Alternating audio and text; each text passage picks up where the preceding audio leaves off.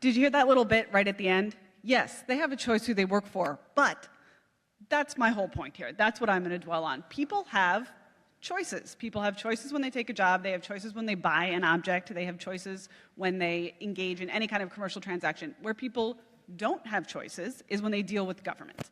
And to my mind, one of the strongest cases for capitalism is when we carve out space that is voluntary transactions. I absolutely agree. Self-expression, individual autonomy, these are the goods that we're seeking. But I think it's quite clear that in the case of the modern American market economy, where people are living free lives is not it is not only outside of their work lives. We've heard a lot about the working class. We've heard a lot about the capitalists. I hope we get to hear about the bourgeoisie later. If you want, yeah.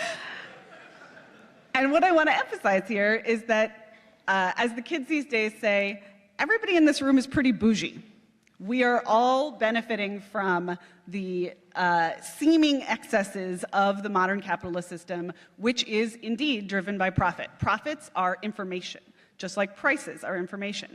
And what profits and prices tell us is when we are making the right amount of stuff for the people who want it, the people who are going to voluntarily buy it.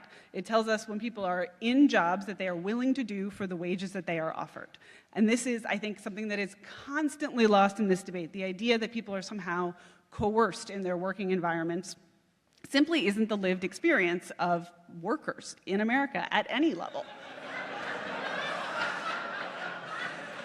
This is not to say that people love their jobs and just bounce in there every day full of unicorns and rainbows.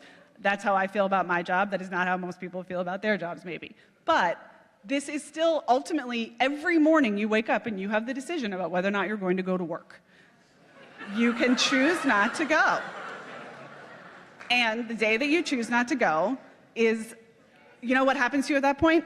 Nobody comes to take you away. Nobody comes to arrest you. Under socialist systems, historically, that is in fact what happens. And I think that this is something that our friends on Team Jacobin would like to erase, deny, pretend doesn't exist, and I absolutely will grant them that that is not the ideal form of their system. It is, however, the lived form of their system. Under capitalism, we have a constant, ongoing push for profits, which leads to all the riches that you currently enjoy. It leads to the fact that you could pay your $5 or $10 for the ticket for this event. It leads to the Uber that you took here. It leads to the phone that you're texting on right now and probably tweeting about how I'm an evil capitalist. Thank you.